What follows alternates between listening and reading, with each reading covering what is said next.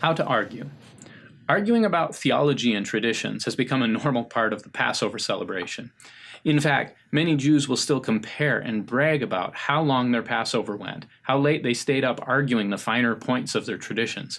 In our culture, arguing has become a toxic practice that divides people, but it doesn't have to be this way. Arguing can be a healthy way to explore ideas and strengthen diversity of thought inside of our unified communities. Let's take some time to consider how we can argue without becoming polarized. When is it okay to be wrong?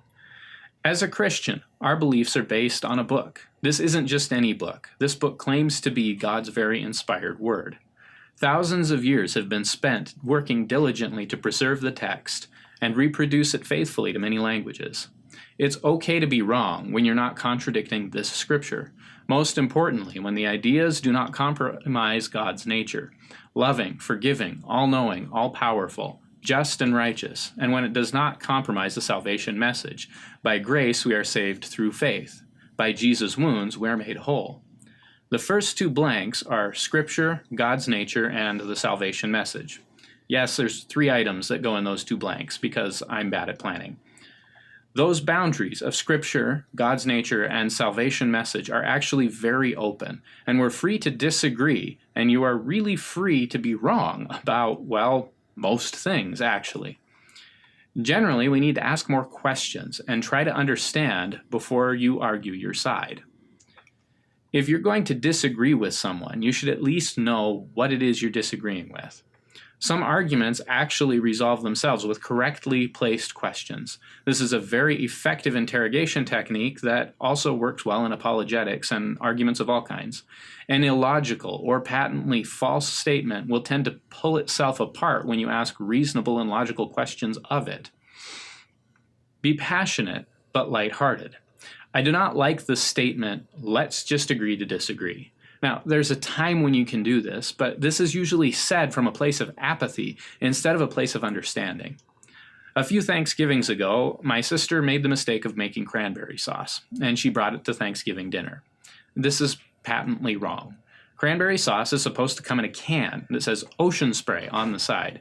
You open it with a can opener, you stab a hole in the bottom, and you shake it until the gorgeous ruby-colored cylinder of jelly plops onto the platter with convenient ridges that guide your knife to cut properly circular slices in the correctly portioned sizes.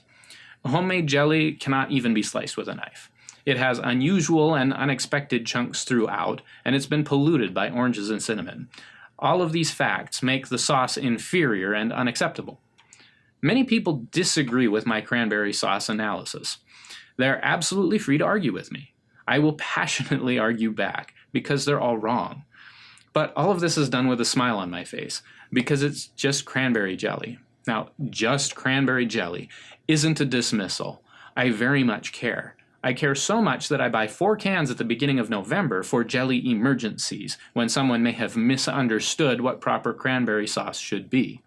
But even though I care, it isn't serious. No one is going to hell because of their cranberry sauce. This is true of most things we argue about. So while we can argue passionately back and forth, be sure you do it gently. Disagreeing does not make someone stupid or evil. Today, there's a great debate common on the internet whether the world is flat or round. I, for one, love this debate. I love the debate because it highlights so many ways we can argue right and so many ways that we do argue wrong. I have seen many videos that I watch with anticipation because the title claims that this scientist is going to destroy flat earth ideas. But when the video plays, it's often just a nutcase shouting that the other side is stupid, and anyone who agrees with them is also stupid. There's not one shred of evidence given, and not a single observation that you or I could make is suggested. If you're going to argue, you must really argue.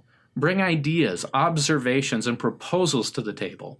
And if after all your observations have been debunked, or all your ideas and proposals have been rejected, it simply means you haven't been as terribly convincing as you thought you were, and doesn't mean that the other person is inherently stupid or intent on destroying the world and ridding it of all truth and life. There are lots of intelligent and kind-hearted people that disagree with me. Neither of us need to be stupid for this to be true. Take time to recognize differences in culture.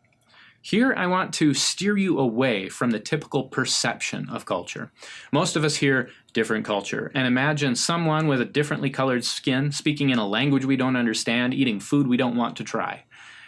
But every family has its own culture, and you need to consider this when you're arguing.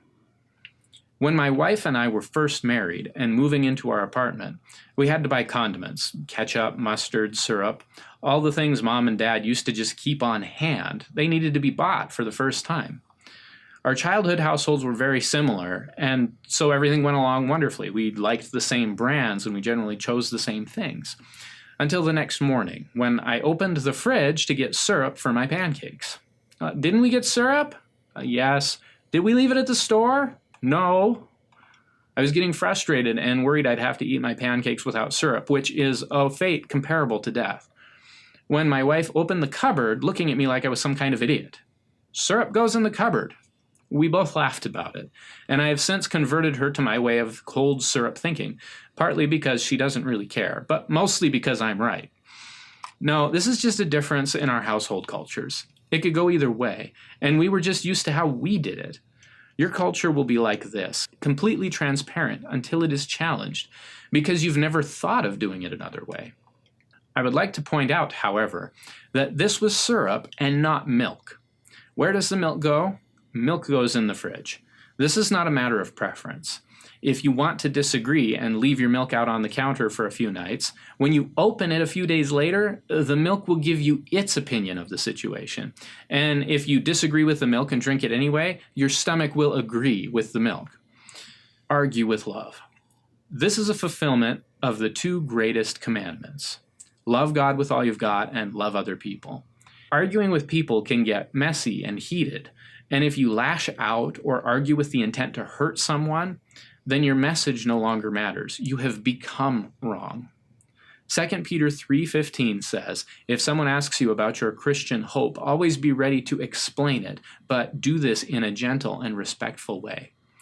If sharing about our salvation, one of the core non-negotiables, requires us to be gentle and respectful, then we should be even more gentle, respectful, and loving when we discuss matters that do not impact someone's eternal destiny. Finally, it's okay to be wrong. If you can't be wrong, you'll never survive a marriage or even a friendship. I have been wrong about lots of things in my life, and there are many things I'm sure I'm wrong about right now.